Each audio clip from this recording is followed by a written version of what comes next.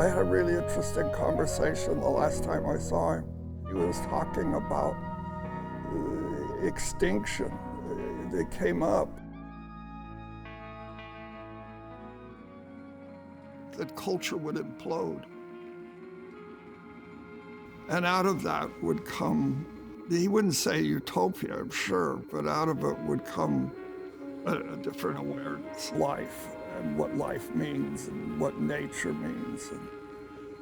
And I remember I said, but what if the fascists are the ones that survive? Like, what happens if the implosion only goes in that direction, right?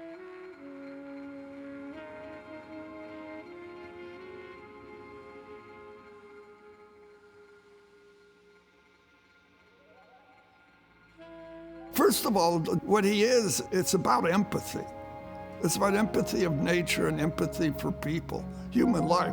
There's two sides to it in one way. I always thought there's the side of nature and his concern for animals and nature and what we're doing to it, right? And then the other concern is how we're killing ourselves. Are we killing ourselves? If you ask most people, they would say, no, we're not killing ourselves. We will be okay. I think with Gustav, he's holding up a mirror saying, hey, we could kill humanity. That's a pretty extreme, radical view in one way, because does the rest of the world think that?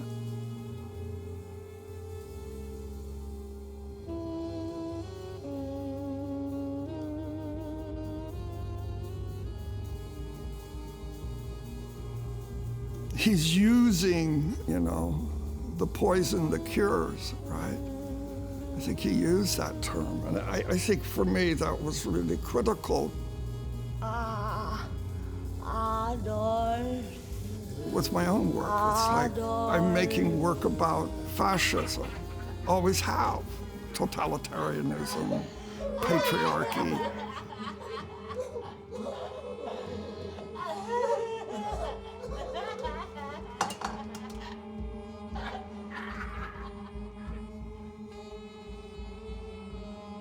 How do you make the theater, right, of that? How do you make the image and the theater without using it, right? In my case, using Hitler as a way to talk about the fascism we exist in now. There's the German fascism, but really I'm more interested in what's going on right now, the direction everything is moving, and how fast it can move, and what the playbook is, right? And how do you interrupt the playbook, the fascist playbook?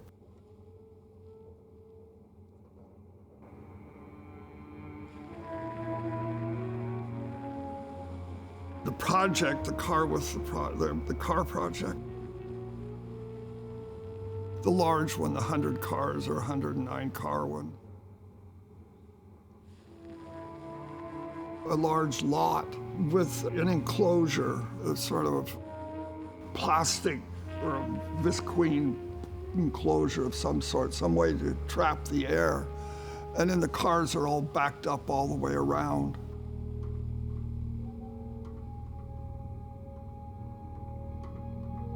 He's making what you could say is a dangerous object, like the gas inside this bag, right?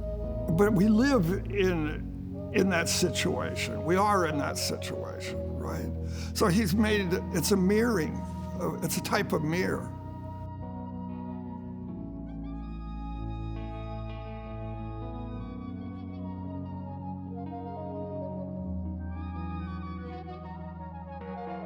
And the other part to it is that it's incredibly formal and beautiful, which is another interesting thing. Like it's in a way horrible, and at the same time formally quite exquisite.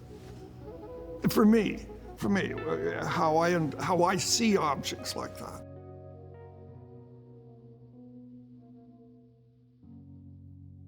It's only by unscrambling almost the entire structure and superstructure that we can evade this extremism in which we are going. Otherwise, I can't. What do you mean by unscrambling? Unscramble, literally take apart the technologies that we are using and not use them anymore.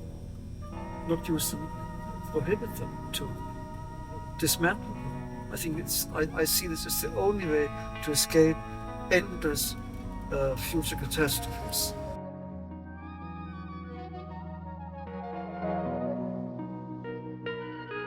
He sees that we're on the edge of something. He sees that.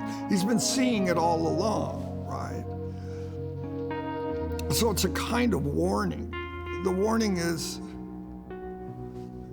framed in a way that you have to come to terms with it, or you have to deal with it.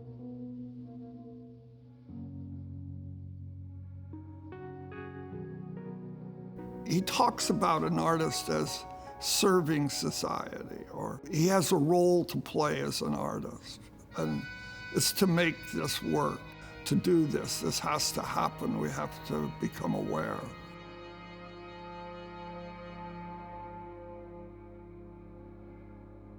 I first knew of Gustav Metzger in 1966. There was an Art and Artist magazine. Strange, because I bought it in Salt Lake City, Utah. How it ended up there at a magazine store is... It actually, in Deseret Books, which was the Mormon bookstore, which is even crazier. But I think it all made sense to me, because the direction I was going in, at that time I was painting these black paintings and I was burning them. I would paint them and then pour gasoline on them, light them on fire. It kind of was about freedom.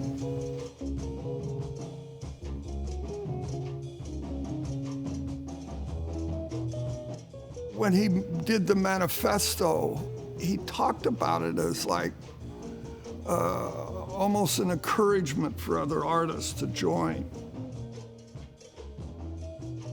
A kind of group action, He's creating a platform for that kind of thinking to happen.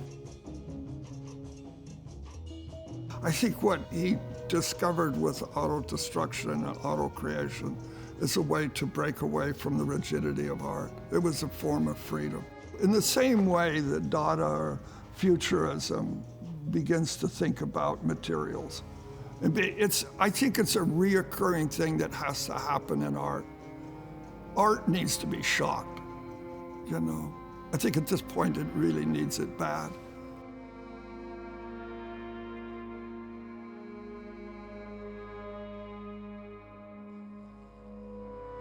It's a view of the urgency and the absurdity of the situation, of humanity and with humanity. It's a view of that, a questioning of consumer culture, really, of capitalism.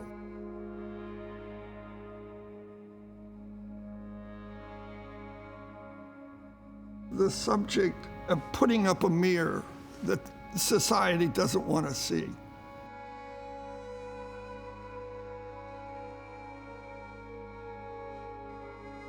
Where is the technology going? I think his work is a message to artists that embrace that and think about those things. Can we repair or change the direction it's going in? Can we reverse it?